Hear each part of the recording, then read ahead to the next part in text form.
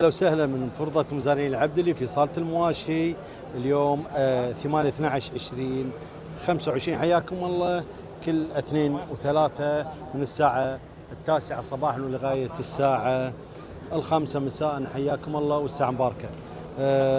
بوريكم هذا شنو هذا الهندبة ما شاء الله من إنتاج مزرعة الدوغة. وين الحلبة؟ هذا حلبة. ما شاء الله حلبة. هذا الزعتر. الزعتر ما شاء الله. هذا الزعتر اول 10 خلاص ما شاء الله تبارك الرحمن. في زعتر طعنين اي هذا الزعتر طبعا الامريكي، هذا الحبه الكبيره ما شاء الله. الله يبارك فيك. اشوف السلك